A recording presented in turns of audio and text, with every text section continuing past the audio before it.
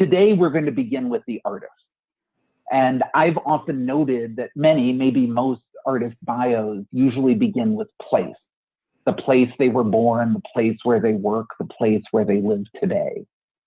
So as a way to enter into that conversation, I'd like to invite each of you to think about the place you are in today.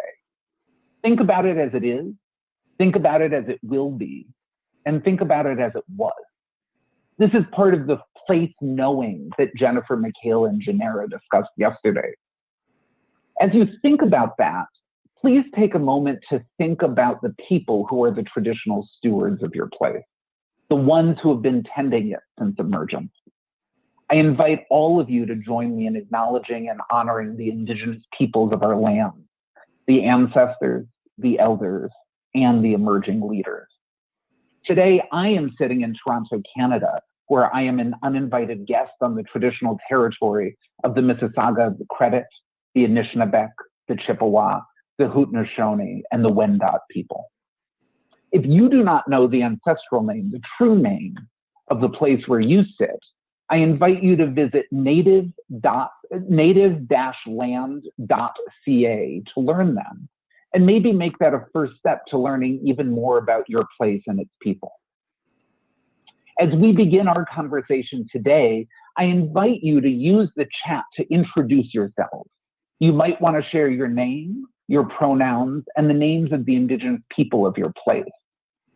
I also invite you to share the name of an artist whose work you carry in your head, in your heart, an artist who has helped shape your thinking and your worldview, an artist whose brilliance you are bringing into the space with us today. And as you all begin to do that, I would like to turn things over to two other ArtPlace colleagues, Leila Tamari, who many of you know from her work stewarding the National Creative Placemaking Fund, as well as her current work supporting artists and state arts agencies specifically. Leila will be joined by Sarah Calderon, our managing director, whose recent focus has been on higher education, including an important initiative with tribal colleges and universities. They will be in conversation with 7 extraordinary artists whose work they have carried with them and who I now get to carry with me as well. Sarah and Leila, the Zoom is yours. Thank you so much, Jamie, for that grounding and for that prompt. As he said, I'm Leila. I'm calling from Kumeyaay lands in present-day San Ysidro, California. And I'm Sarah, calling from Lenape land, which is present-day New York City. Awesome. And we're both going to be thinking about that prompt and putting that in the chat as you all are doing that. And beforehand, just really wanted to give a quick intro. As you can see, we have a slide prepared for that. And we're just super excited to get this show on the road. I have to credit this meme was actually shared with me from by a good friend, Mallory Ruxana Nazam. And it depicts a burning skyline with the descriptive phrase, the world right now, because the world is burning. And underneath, a descriptive artist and Will Ferrell shouting, anyone want to buy a painting? And we wanted to share it because it really hits. And in a lot of different ways, it really sums up how Sarah and I were feeling as we were trying to plan a conversation around the future and artist roles in it.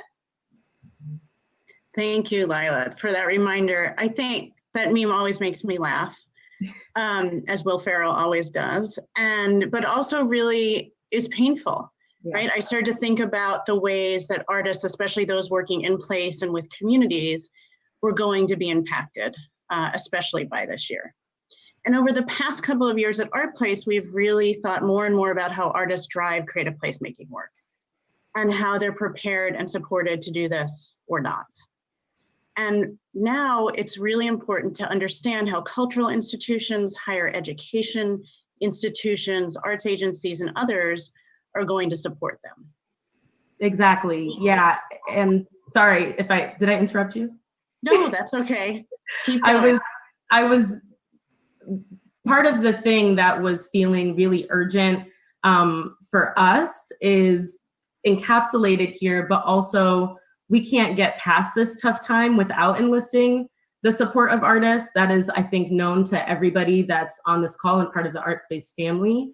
And we just wanted to acknowledge that the truth is none of us would actually be here today at this conference, let alone in the world, if it wasn't for the incredible genius and power that artists afford us. And being that artists literally create our future, knowing that part of it is in my future is in these artists' hands gives me a lot of strength and excitement for what's ahead. Yeah, I'm extremely excited, and I'm really looking forward to them talking to us about sort of what ways of working now need to be established, and what are we in the field really holding on to that we might need to shed and possibly entirely abolish that's there currently.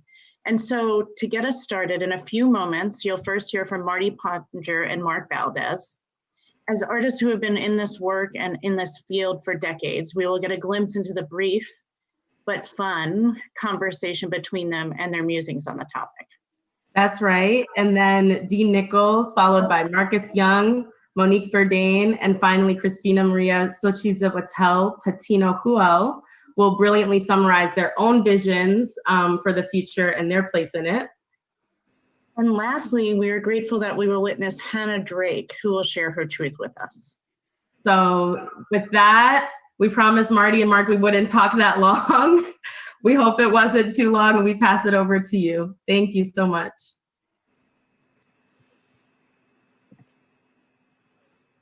Oh, here we go. Thank you so much, and so good to be here with you all.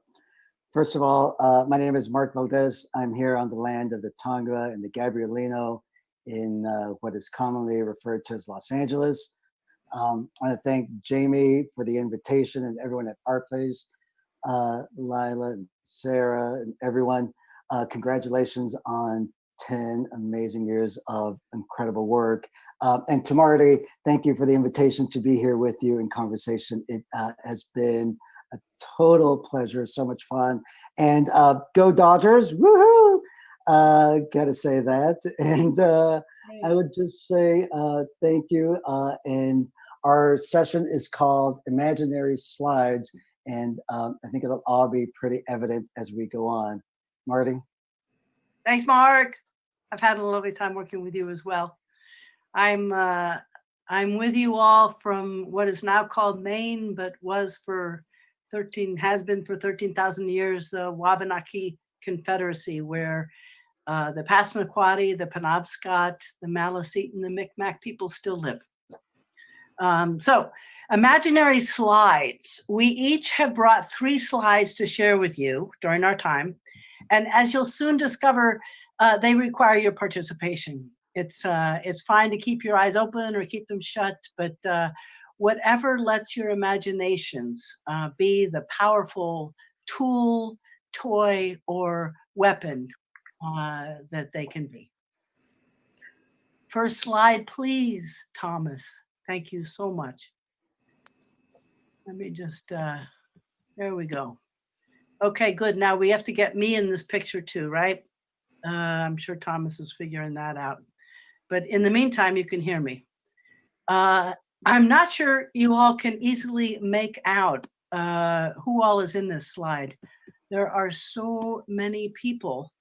It may be challenging to make out anyone in particular. But many of you probably recognize the Chilean singer and composer, Victor Jara. He's on the lower left. Less well known here in the West, at least, is the Persian poet, Samin Bahabahani.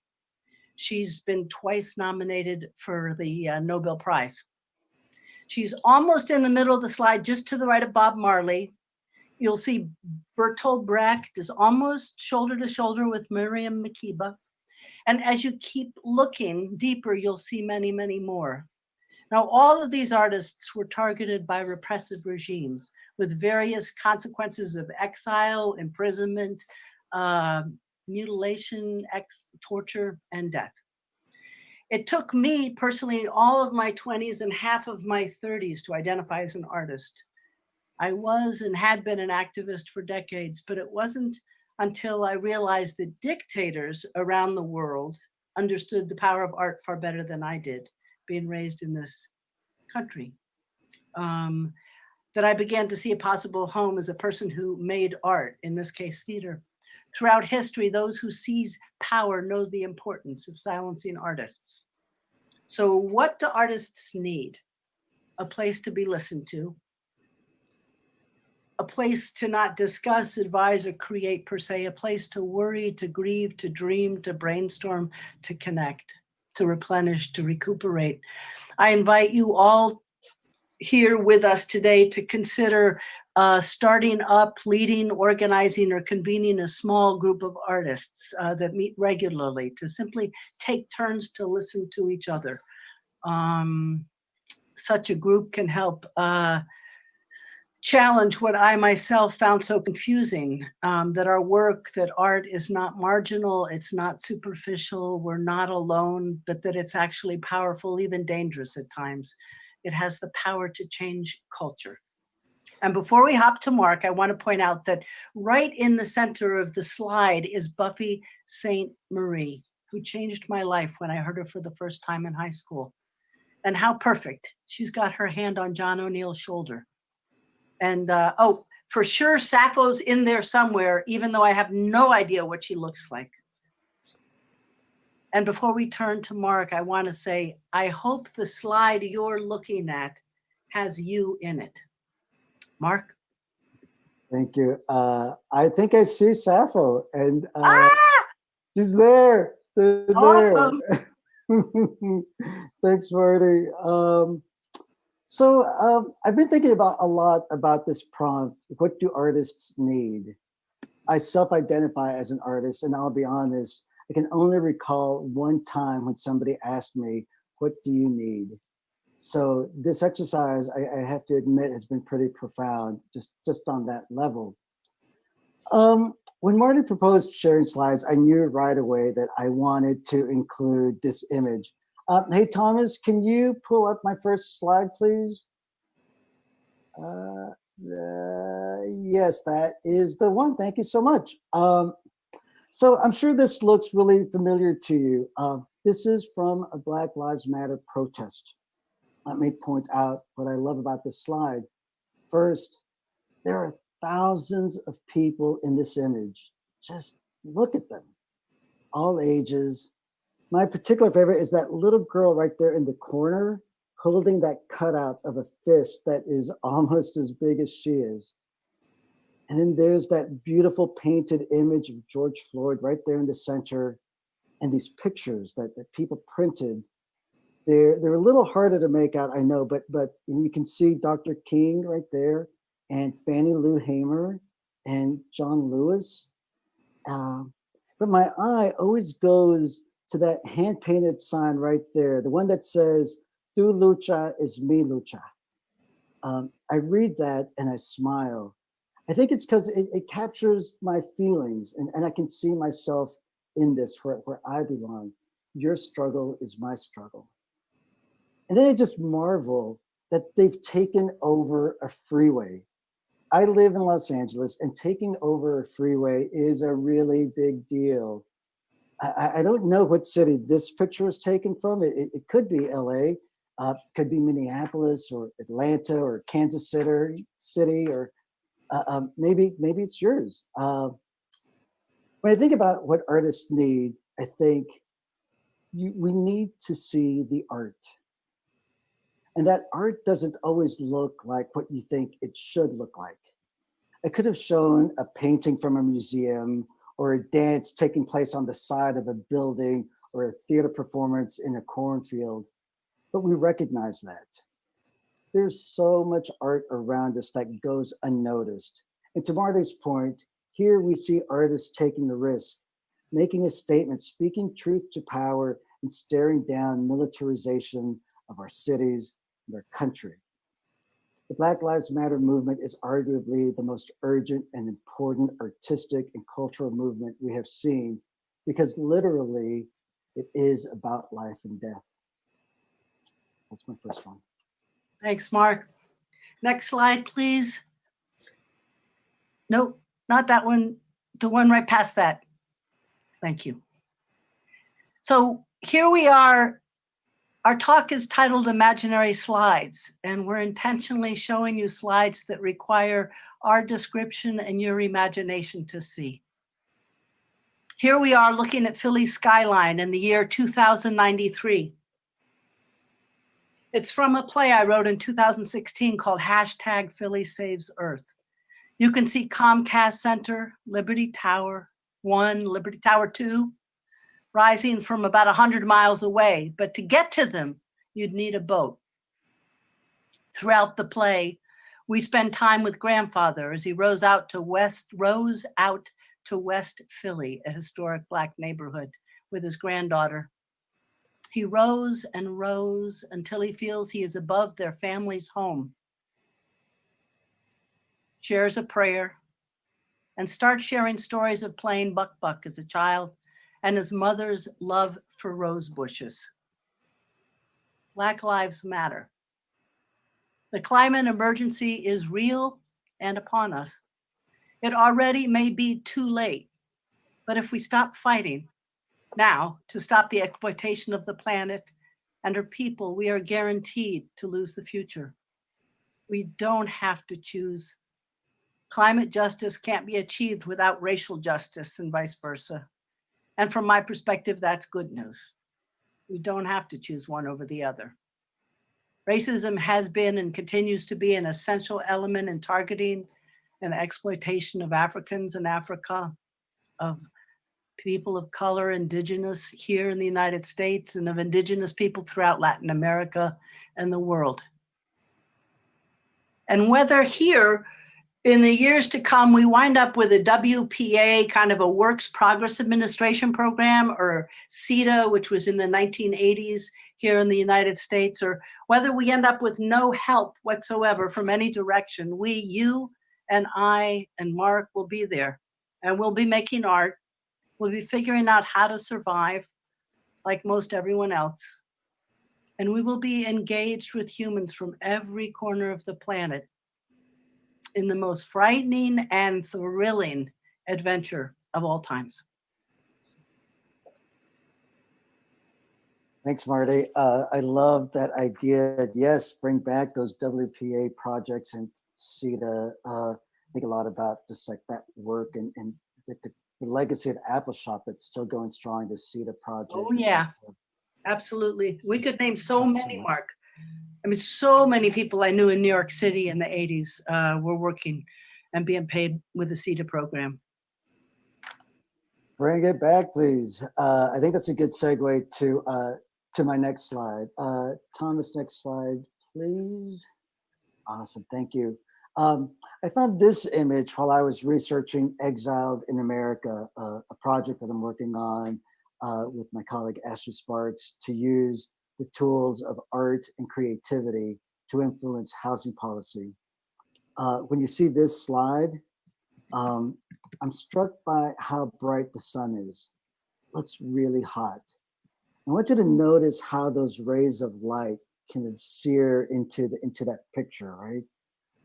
I grew up in Texas, and I know how hot Houston summers can be. And I know this is Houston because if you look there in the distance through that smog, you can see the skyline there faintly. And if you're like me, though, I imagine that you can't take your eyes off of that main image right there in the center. What do you think?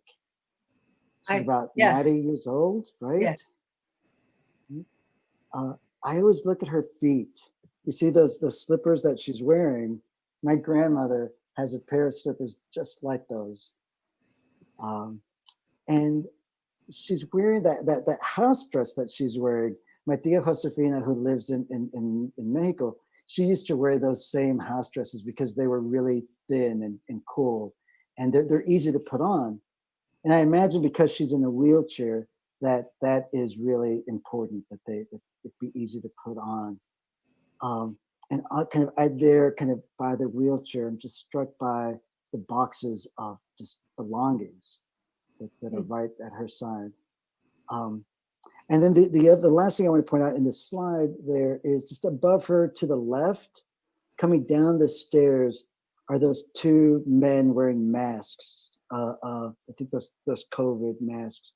And I assume that they're cops because they have badges on their sleeves. And I hate that I cannot make out their faces because I really want to see their expressions. I want to imagine that tears are coming out of their eyes, even though I've seen a lot of these photos and these images of evictions, and that usually their expressions are indifferent at worst and stoic and kind of unrevealing at best. As you all know, we're facing a tidal wave of evictions. We are all going to feel this pain, including artists. So what do we need? We need support right now. This is happening right now. We need salaries.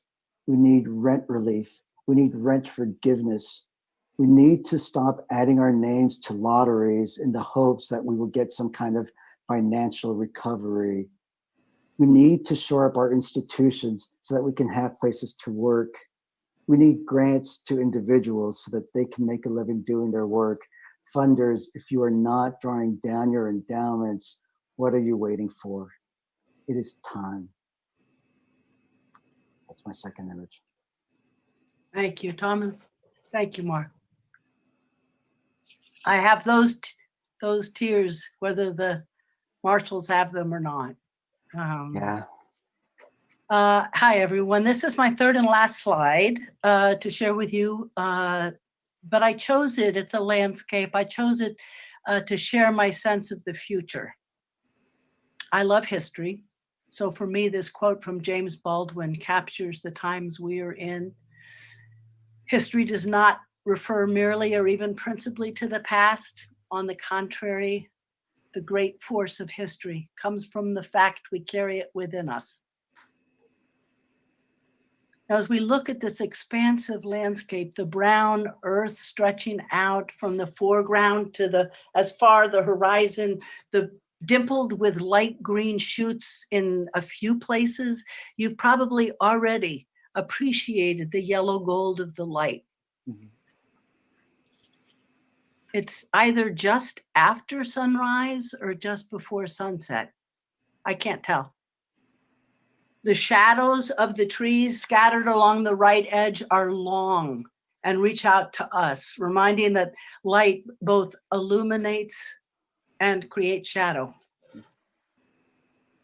Perhaps the few trees we can see are actually at the edge of a huge forest filled with trees, all planted and protected by human beings as part of the battle for ecological balance. This slide in itself will never reveal that, but if I or we decide it's true, that we are glimpsing the edge of a vast forest, could that make it true someday? We, you, Mark, and I are part of a powerful team. Indigenous peoples stewarding vulnerable ecologies around the world face assassination every day as they fight for our rivers, trees, oceans, and wildlife. Many of us gathered here this morning, right, or this afternoon for the East Coast right now, have a life-changing education ahead if we accept the Earth's invitation or insistence that we join the battle. And for some of us, this slide may look empty, but in reality, we are looking at tens of thousands, if not millions of seeds, most of them buried just under the brown earth we see, stretching from our foreground to the horizon. They are there, some already sprouting, some high enough to almost start guessing what they're going to become, but each with the strength that can push aside soil, boulders, rocks, tiny, tiny green shoots, more fragile seeming than a matchstick. Yet each one able to crack a sidewalk slab in two. And like a matchstick can start a forest fire, each of you can be a fulcrum on which the future turns a few degrees towards justice, equity, balance with nature. Many of you are already quite the fulcrum. This is the work we have. This is the work we've been given. And in thinking about what I wanted to offer today, I was going to talk about the profound power of decision in our lives, but it feels more accurate to say, I think the times will choose us all soon enough. Hey, Marty, can I interrupt for just a second here? Yes, okay. I wonder if we could try something. That's good. It's supposed to be a conversation. Yes, dear. I know. I wonder if we can superimpose our slides, because I'm hearing you talk and I'm thinking about what my image and what I was going to say. Okay. And so I'm wondering if we can just, Thomas, is there a way to kind of like put my slide on top of the slide that Marty, yeah, like exactly. Oh my goodness, I love it. So trippy, I love it. Wow. So let me just pick up here, because I love how, like the forest and that light there, how that just perfectly matches kind of this image that I wanted to share. It's actually taken from the future, y'all. So this is a glimpse here of this future. This is an image that I've added, and it's from the Constitutional Convention. It takes place after Civil War II, and we have to imagine how we were going to move forward together. And as Marty once said to me, we have to face the future and come together in story, not in idea or in fact. And that's how we got to this picture. So at the front there, holding this new covenant, are the Cherokee, the Apache, Dakota, the Chumash, the Zuni, the Shawnee, and the other First Peoples who have guided this process, the process of imagining this new promise. Next to them is an African-American woman, and she's holding a pen. She's the first person who's going to sign this document. And around them, what I love, and especially against all those trees and thinking about those seeds, are women and children of every gender and color and shape. And right there in the center, people with different physical disabilities. And the thing that strikes me and that I take heart from is that you don't see many men in this image, and that I think that's okay. And you can practically hear like all the different languages that are just being spoken one to the other. And here, what I love is this notion, or at least for me, what this image makes me think of is that nobody is a fraction of a person, and that in fact, everybody enters this space their full selves. And now in this field, connected to nature, we take care of each other and we take care of our planet. So what do artists need? To be at the table, to imagine today what seems unimaginable tomorrow. So just want to add that in there. So thank you, Marty. That was brilliant, Mark. That was brilliant. I had no idea that would work. Yeah, I love it. I think we're probably past our time, if not at our time. So and so let's thank you. ask everyone, imagine that I ask Mark a question and Mark asks me a question. So it'll be imagined conversations along with imaginary slides. So thank you for playing, Mark. And thank you for the invite, Mark, and everyone here for the work that you do, the joy you generate, and for your lovely attention this morning. Welcome, Dee. Thank you so much, Marty and Mark. My gosh, I love that so much. I've never experienced an imaginary slide. So yes, thank you for blessing and gifting us with that. I'm also gonna share my slides, and mine will not be blank for long, but I want to speak very briefly with you all by sharing some visuals of what justice, what the future, what right now my soul as an artist is seeking. And in many ways, my needs as an artist are not dissimilar from my needs and my desires as a human, as a Black queer woman, in the communities that I'm a part of, and the things that we've constantly expressed as necessities, desires, and demands. One of those things is justice. over the next week, I'll be launching 2 billboards with the Luminary art space in St. Louis. And I don't know if you know the definition of luminary, but it is someone who inspires, someone who seeks to illuminate the world and motivate people towards some type of action. And this first billboard reads, "Show us justice." And it's a wordplay. St. Louis is in Missouri, the show me state. And of course, that's what we're seeking. That's what we're demanding of our leaders. But this is also a wordplay in the sense of being a manifesto of pride for the activists and the protesters and organizers and artists across our region who have continued to mobilize the US, so that us, for social and racial justice.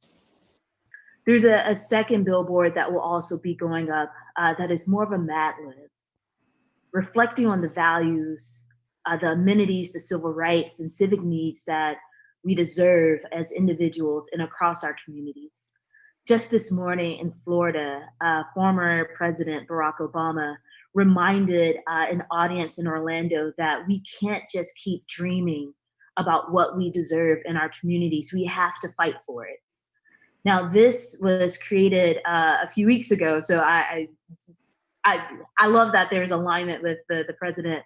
But through an app called Artive, once this billboard goes up, it will be an interactive one that welcomes other people who see it to insert what is it that they're fighting for? What are the things that they feel like they deserve? And using art in this way is a connection with many of those values. Now, I know that many people won't be able to drive down to St. Louis to see this. So this is something that will be available as a downloadable print to be repasted or projected in other cities and spaces, so that if you have a phone in another space and you see it, you can still access it and contribute and see all of the things that people are expressing as rights and freedoms that we collectively deserve. Now, I'm also a part of a collective called Designers Protest. And as a BIPOC led initiative, we're using design and using art as a way of challenging privilege and power structures that use architecture and design and art as tools of oppression. And of course, getting to radical action, or as Angela Davis likes to say, getting to the root of what racial, social, and cultural reparation could look like through the process of design and through the arts. Now, my invitation to anyone who's a part of an arts organization or some type of community initiative is in alignment with what we have deemed as the design justice demands for this effort. There are 9. We invite you to do what you can in your power to divest from the carceral state. Encourage your systems in your cities to reallocate the funding that is going towards the abusive state of policing, and reinvest that back into communities that are in need, that have been historically disinherited, people who are striving to do stuff on the grassroots, but haven't necessarily had the power and the support to do so. We're asking and inviting you to join us in discontinuing CIPTED practices, which install hostile architectural structures within our communities and target Black, brown, and poor folks to not be able to freely inhabit public spaces. We're inviting you to imagine what affordability looks like, not just for communities at large, but also for artists, because we are suffering from this housing deficit. We're also asking you to advocate with us and to center community leadership and voice in our processes of advocating for more equitable and just policies and planning. But in all the work that you do, especially those of you who are representing foundations and mediaries and construction firms, how might you join us in detangling from these capitalistic and exploitative practices that continuously harm our communities? And how might you stop ignoring Black and Brown cultural spaces that for so long have been divested? How might we collectively use the arts and use our sense of purpose and collective passion for space to reimagine what these spaces can be utilized for and to help catapult them towards meeting their missions? And of course, at the root are the ways that we learn about these issues at large. In many of our artistic programs, our art history programs, our design, architectural programs, we're not getting the truth of what this looks like in public space and how these histories have so historically and violently harmed Black and Brown communities and people and livelihoods. We want to be taught those truths so that when we are practicing, perhaps it can come from a more authentic place. And of course, there are so many other demands that are a part of this. And over the next week, we will be breaking these down across 6 cities with installations that across different languages start to put some of these more specific demands, calls to actions and stories into the public sphere by installing them as these guerrilla monuments and towers that can be accessed and pulled apart. People can take them, take parts of it home with them. They can contribute more to it. In one city in particular, in New Orleans, there will be one that is in honor and respect and memory of all of those who have been lost to police brutality and violence. And with these 3 projects, part of it is that making the demand and the invitation to disconnect from these exploitative practices is about honoring, creating more space to honor our dignity and our humanity. Because it is my belief that art and artists will outlast everything that we're going through right now. And if you don't respect us, if you don't do your part to protect us or support us and value our contribution, we will do it anyway. And we will force you to get out of the way so that we can do the just work that is needed. And so I invite you to be a part of this, all of these efforts as they start to roll out, but also to keep the conversation going about what this looks like specifically where you are and where you thrive, where you create. Thank you.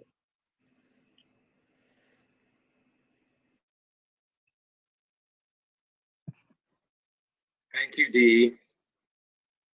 Thank you so much. Hi, everybody.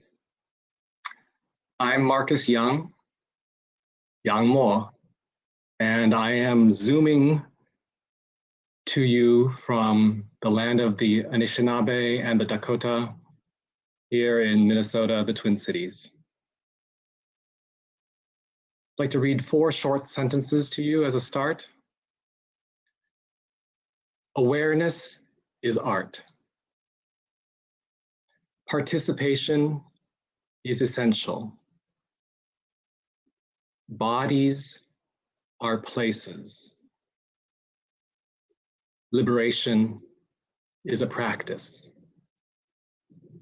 So oftentimes we talk about art and think about art and plan to make art. I'd like to do a little guided meditation so that we can make art together right here, right now, through this space together. So I would like to invite you to practice those 4 sentences. Awareness is art, participation is essential, bodies are places, and liberation is a practice, by simply being a little bit more detached, perhaps, from your computer for a moment. For the next 4 minutes, this guided meditation is just a 4-minute thing. So rebalance your awareness to include the screen, but definitely include the room you're in. And the room that you are in and the land that the room is in, and honoring the body that is in that room, and connecting to the 366 people in this other room. So let's start by just taking a breath in and out. A second one in and out. You see, your room can be an installation. Those imaginary slides, of course, they were paintings or movies. And your body is a living sculpture. Can we practice this moment? This is a challenge. This moment right here, right now, are we living a work of art together? See, when you touch your own skin, and you can try that if you want to, you know, like a mother touching a child, or a lover touching another lover, you can give yourself goosebumps. Right, this is the miracle that Thich Nhat Hanh says, like our breath, our very lives are miracles that we often overlook. Take a good look around your place, your room. See if you can simply shift your awareness, how you are living in an installation. We all know when we look at a cloud that can be an amazing work of art. So is our breath. How can we practice that freedom, that flexibility, that liberation?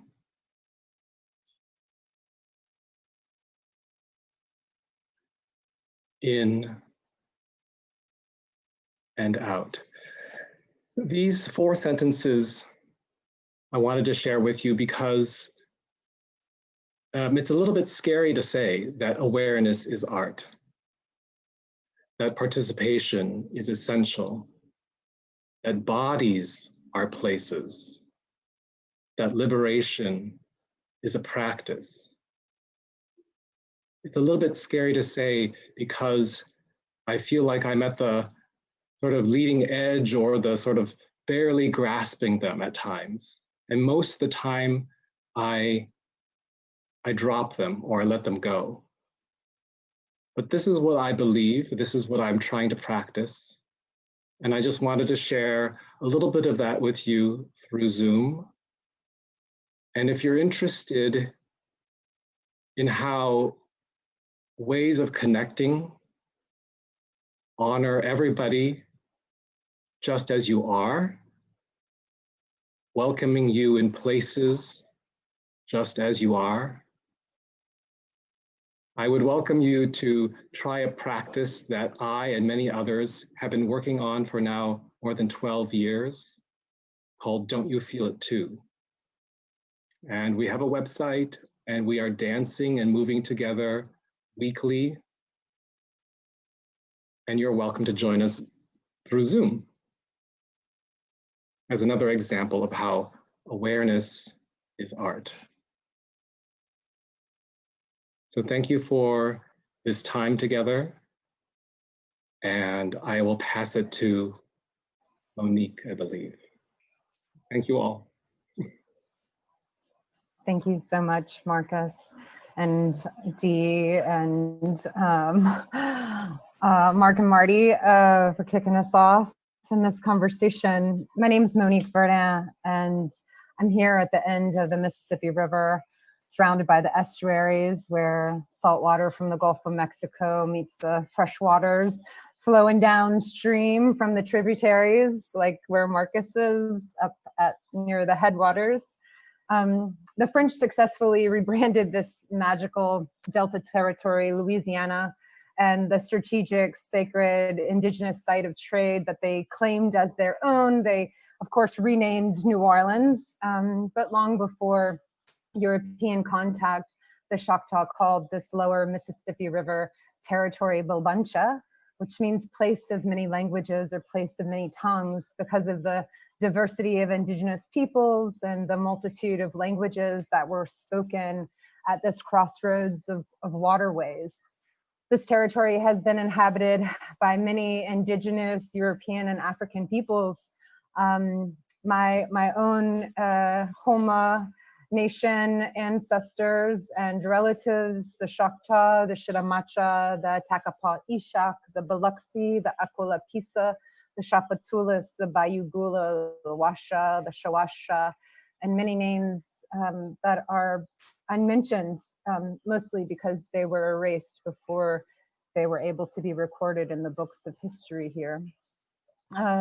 This place is also known as the birthplace of jazz, but we cannot forget that this is also where the funk was conceived. And thinking about this question of what do artists need, the lyric from the grandfathers of funk, the Meters, who we're blessed to have them here, called a bunch of home. It comes to mind the song, I Need More Time.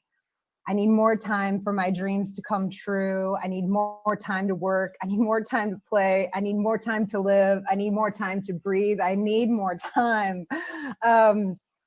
I forgot my imaginary slides, so apologies for that. But I did want to share a bit of work with you that I've been doing. So I'm just dropping that into the chat. And it's a series of these maps and just kind of thinking about time and layering US Geological Survey maps with other artifacts and photographs from place. But you know, these times of the climate crisis and COVID-19, time really feels redefined in so many ways.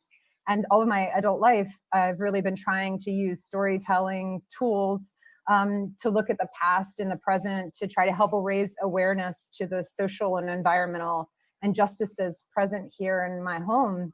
I'm also part of another Gulf is Possible, which is a collaborative ranging from Brownsville, Texas to Pensacola, Florida, where we are collaboratively working to envision and build just transitions across the Gulf Coast. As some of you may know, we're losing land here in South Louisiana at one of the fastest rates on the planet, and the Yaquishito, which is the big country between the Atchafalaya and Mississippi rivers, where my ancestors come from, is losing land at one of the fastest rates in all of Louisiana. Not to mention the long-lasting scars of this kind of ongoing assault of corporate colonial extraction that's rooted to sugarcane, of course, but the fossil fuel industry dominates the banks of the river, now setting up shop on the foundations of the plantations. And as I'm speaking right now, the waters are rising and the cycles of storms are intensifying as Zeta is en route to South Louisiana as we speak. But I've been less interested in the story of how we got here, not that it isn't incredibly important, but I'm really more interested in where we're going and how we create time and space to use the power of imagination to dream and build the sustainable and sweet futures that we all deserve. And how can adaptations empower ways of being that honor and support true liberation and self-determination, especially for folks on the front line. And COVID has really offered this opportunity for me to connect nationally, internationally, and hyper locally on so many levels. So I'm incredibly grateful for that slowing down and these networks that Zoom has opened up for us. And I've been a bit obsessed with the interface, and I just want to leave us with these quotes because I think that artists really need more time to interface, and I think the interface is hard to see sometimes. but it's the magic zone, just like the estuaries. The interface is the place at which independent and often unrelated systems meet and act on or communicate with each other. The means by which interaction or communication is achieved, and a surface forming a common boundary of two bodies. My ocean science friends remind me that the interface is where the magic of life is nourished and regenerated. And I think that we need more interface, and artists need long-term relationships and investments in diverse networks. And I'm so grateful to be a part of so many. So may we all embrace the interface to expand our knowledge, ways of knowing, and to imagine and build the world we all deserve. Thank you.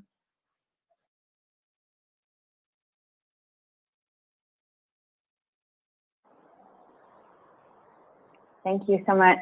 I'm going to begin by taking a breath to connect to you all.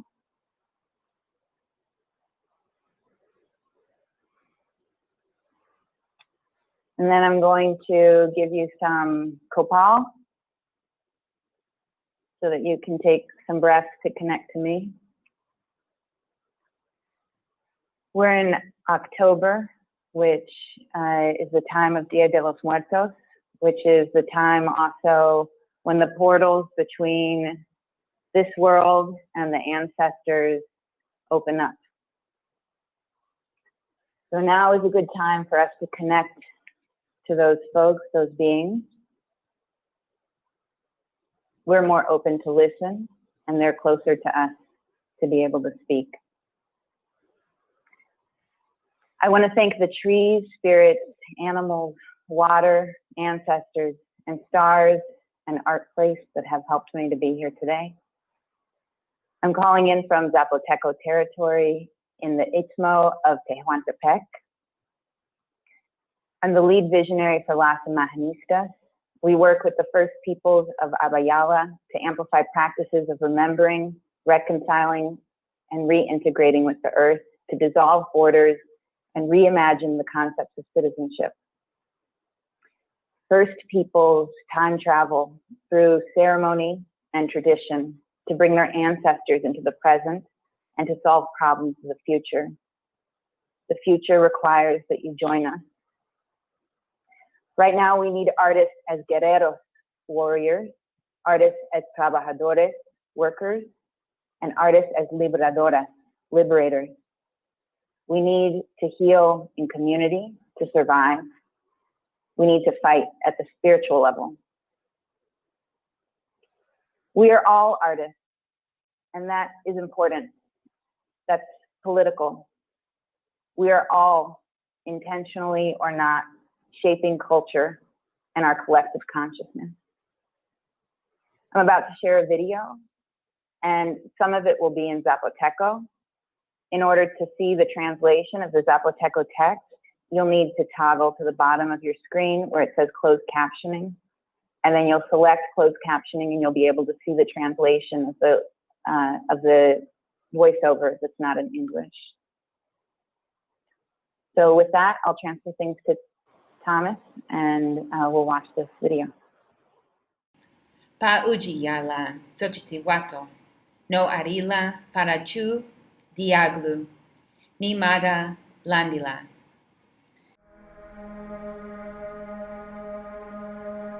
This is a prayer that you will find the resources you need to access liberation. It is a spell removing the obstacles from you so that you can ask the questions and do what you need to do to be a channel of liberation. The only real work to be done with creative placemaking is liberatory work.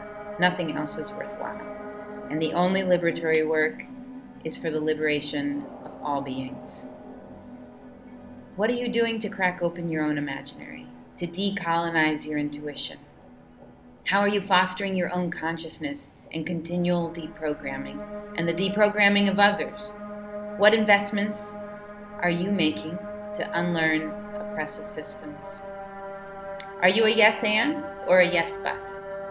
Are you opening doors or are you reminding of obstacles? If the time is now, are you acting like it? How are you resquatching liberation? How are you using what is on hand to make change this minute, this second, in real time, in the present, with this heartbeat? How is the blood that is pumping through you in this instant bringing more oxygen to liberation? The world is at war with itself. It's time to decide how you will contribute to justice. Love yourself. Stop the violence of others on our bodies and imaginary. Know it is time to heal. And it is time to heal the trauma of our ancestors. I'm asking us to softly and with love get curious about what is possible. I'm asking us to lose our attachment to ourselves and our expectations of what is normal. Liberate the public imagination and liberate public space. Lessen regulations for unauthorized public art. Build a practice of law breaking for the advancement of the values you hold. Question every norm and hold it against a timeline of the happiness of all beings 100 years from now. It's time to start breaking some rules. Create protests at your work to demand a 20-hour work week. That is just as much creative placemaking as is a community play. Make the space where you are right now freer, and unlock the doors so that others can also create that space. Build sites for public dialogue where people can fiesta, organize, and talk. Deepen your spiritual practice.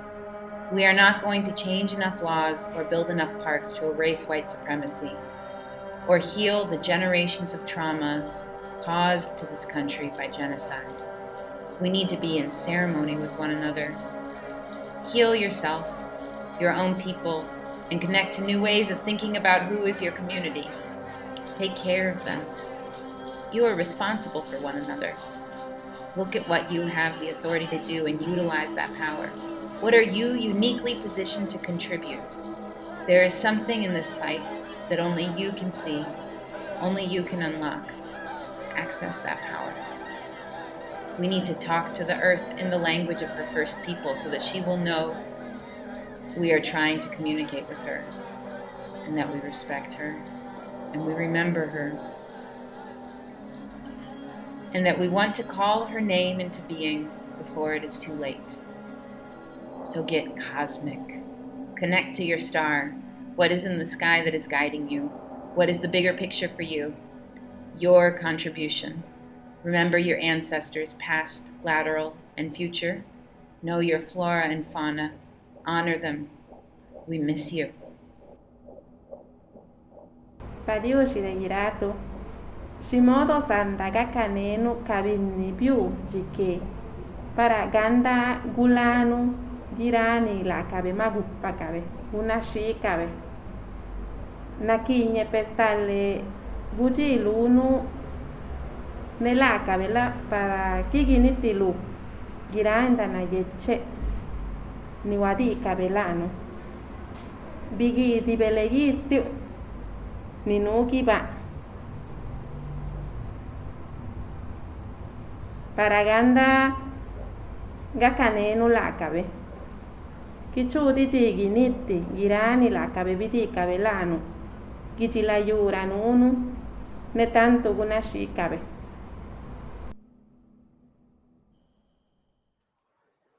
Thank you. I think there was some part of the translation missing, so I'm just adding it here to the channel chat. You can see the translation for that last piece and from the text at the beginning here. I want to thank Alyssa Serna, Grasshopper Map, and Elijah Alvarado for their contributions to that video.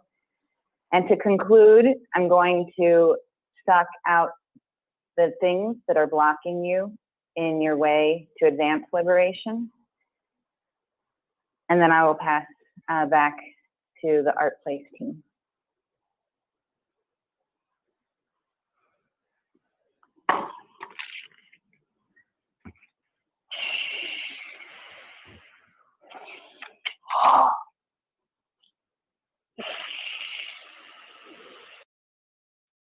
Thank you so much, ArtPlace, for allowing me to be here. It has been amazing to hear from all of the artists and do what I think, in my opinion, is the best way to summarize up what I believe they have each said. So of course I will do a poem, but first I would like to say what I gathered from everything they said is that artists should not be an afterthought. Artists should be at the forethought of anything that you or your city are thinking about doing. Artists are creative. They use their art to bring in culture, to speak about culture, to speak about issues that are impacting our society. They shape narrative. They use amazing storytelling. Art can be used to speak to almost any issue in society, and artists should be at the forefront of any project, anything that you are attempting to do. I also gathered that artists are using their art to speak to space, and I believe that some of us in this world are called to be space makers. And I will do my poem spaces. And oftentimes as an artist, our job is to create and carve out spaces. And often we are doing it at the expense of ourselves, but what we feel will create a better society. And that is my job as a writer and as a poet. I feel that I am called to create spaces for other people because somebody before me created spaces so that I would be able to even sit here in this space today. So this poem is called Spaces. It is difficult to stand in spaces, spaces that weren't designed for me, spaces that were not created for people that look like me, spaces that scream, you do not belong here. Spaces that feel like sandpaper against my blackness, coarse and rough and painful and uneasy. Spaces that are void of signs, but still I can see them hanging in a not so distant memory. Signs that separated water fountains and restaurants, blatantly reminding people that these spaces were not made for them. And although the signs no longer remain, the architecture and atmosphere is constructed in such a way that I know and we know that these are not our spaces. We are simply standing in borrowed time to entertain the master's masses. It is difficult to stand in these spaces and be me, fully me. Code switching my vernacular to make you feel comfortable. Why must my life dress itself up in discomfort for you to feel at ease? Why must my hair look a certain way in these spaces? Why is my gender an issue in these spaces? Why does my skin feel so heavy in these spaces?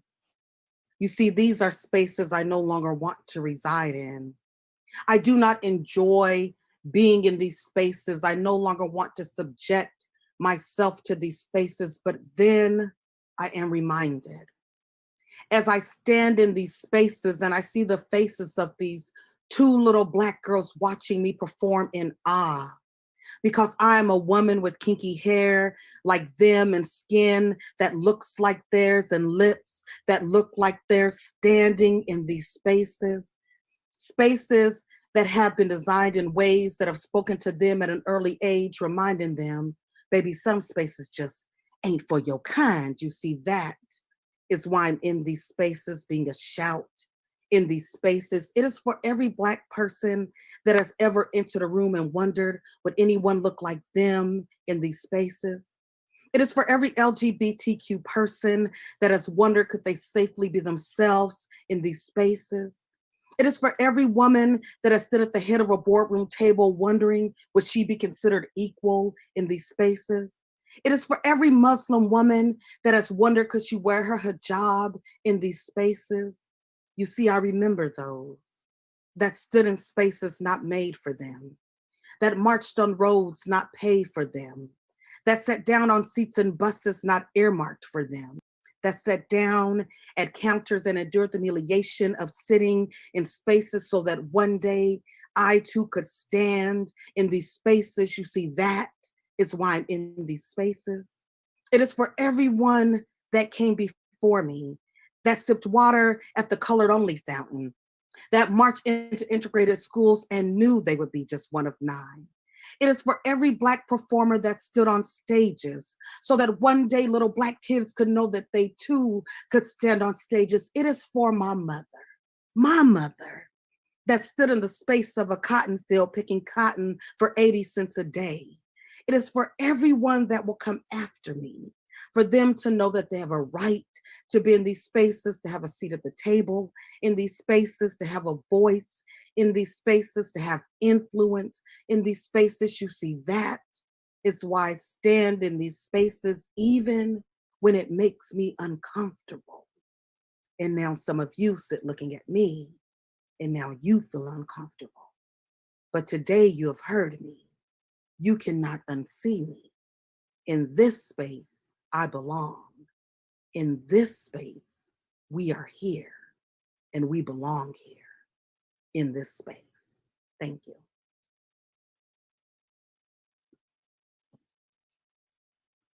Hannah, thank you so much.